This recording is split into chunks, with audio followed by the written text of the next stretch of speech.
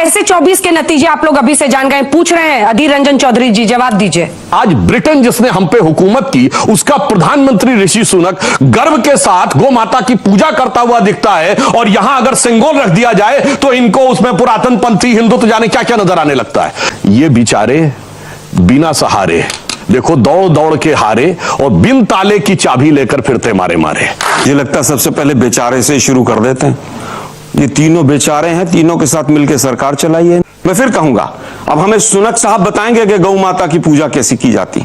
उनका फोटो तो बीफ खाते भी आया था, सीखेंगे कुछ उनसे आप। अपनी नाकामियों को छुपाने के लिए दूसरों पर उंगली उठाना बीजेपी का काम हो गया। विदेश नीति का भट्टा बैठा दिया आपने, और आज आपने मोदी साहब की पोल खोल दी। कैसे 24 के नतीजे आप लोग अभी से जान गए? पूछ रहे हैं अधीर रंजन चौधरी जी, जवाब दीजिए।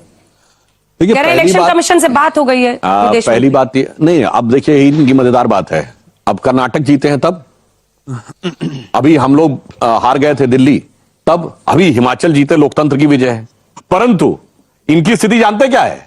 मोदी जी को बुलाया गया है स्टेट डिनर पे, तो कुछ लोग ऐसे होते हैं, यूपी बिहार के लोग अच्छी तरह समझेंगे, कहेंगे पी ना पाओ खा ना पाओ तो ढरका जरूर दो, यानी खाने को ना मिले तो मेज गिरा दो कि ताकि दूसरा ना खाने पाए, वैसी स्थिति है। और गुलामी की मानसिकता इस कदर पैबस्त है कि ये लोग, बताइए, आज ब्रिटेन जिसने हम पे हुकूमत की, उसका प्रधानमंत्री ऋषि सुनक गर्व के साथ गौ माता की पूजा करता हुआ दिखता है, और यहां अगर सिंगोल रख दिया जाए तो इनको उसमें पुरातन पंथी हिंदुत्व जाने क्या क्या नजर आने लगता है। इसलिए मैं कहना चाहता हूं कि ये बड़ी सीरियस बात है कि एक स्ट्रक्चर्ड एजेंडा है, चूंकि देश के अंदर से आपकी स्वीकार्यता नहीं तो बाहर से जाके। और लास्ट में एक बात कह दूं, सब मिलने की जो कोशिश कर रहे हैं ना, ये सब तो वो हैं जिनकी की नींव उतनी ही मजबूत है जितनी बिहार के उस पुल की थी, उसमें उतनी ही दरारें हैं जितनी उनकी थी।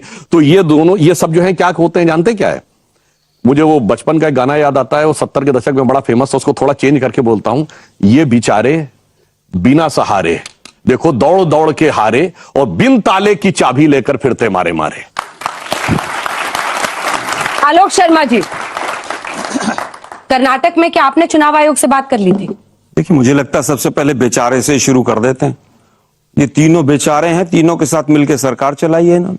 अब ये बेचारे हो गए, सपा के साथ भी, जेडीयू के साथ भी और एलजेपी के साथ भी। तो मुझे लगता है जब आदमी इंसान बोले तो इतना भावुक ना हो। नहीं, जेडीयू यहाँ बदल, सपा और आरजेडी है, मैं माफी चाहूंगा, आरजेडी के साथ नहीं बनाई, लेकिन दो लोगों के साथ बनाई। लेकिन जिन लोगों के साथ सरकारें बनाई, सपा के साथ, बसपा के साथ, नेशनल कॉन्फ्रेंस, पीडीपी, सभी के साथ सरकारें बनाई, वो कभी कोई बेचारा हो जाता है, कोई देशद्रोही हो जाता है। सुधांशु जी की तो खोल ही रहे हैं इनको।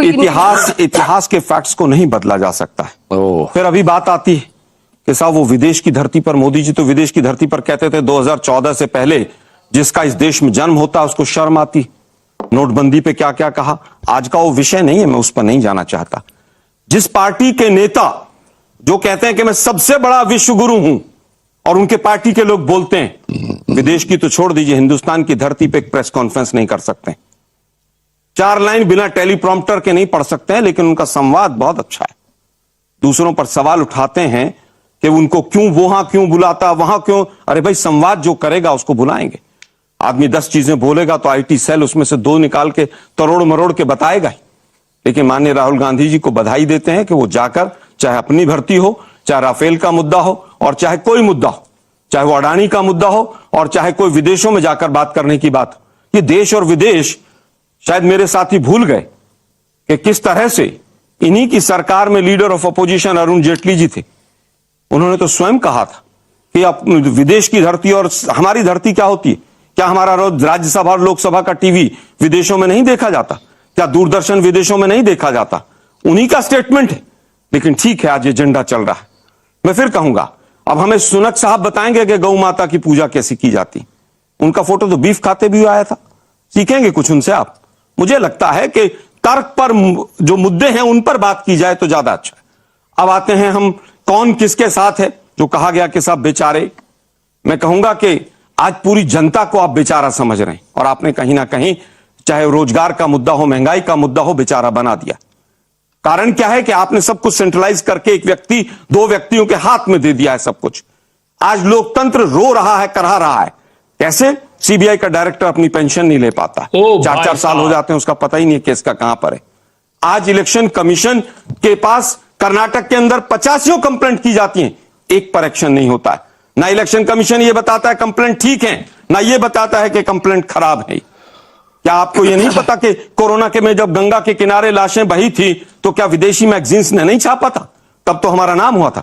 700 किसान जब यहां पर बॉर्डर पर मरे तब तो नाम हुआ था। गोली मारो वालों को जब मंत्री बनाया था मोदी जी ने तो क्या आर्टिकल नहीं छपे थे? सुप्रीम कोर्ट कह रहा है कि हेट स्पीच पर एफआईआर कीजिए, तो क्या वो न्यूज विदेशों में नहीं जाती? वो बॉर्डर पे आप सील कर देते हैं क्या? चीन घुस गया है हमारी भूमि पर, वो मैगजीन सबसे पहले किसने पब्लिश की थी? वो सैटेलाइट इमेजेस किसने दी थी? इसी यूएस ने दी थी। तब तो बहुत मान सम्मान हुआ था। अपनी नाकामियों को छुपाने के लिए दूसरों पर उंगली उठाना बीजेपी का काम हो गया। ठीक है, एक छोटा सा जयशंकर जवाब दे प्रसाद जी सकते से तो हम पूछना चाहते हैं कि 9 साल में विदेश नीति का भट्टा बैठा दिया आपने, और आज आपने मोदी साहब की पोल खोल दी। मोदी साहब कह रहे थे ना कोई घुसा है, ना कोई आया है, ना कोई गया है। और कल का जो आपका इंटरव्यू है सब कुछ बता रहा है कि हम किस तरह से विदेश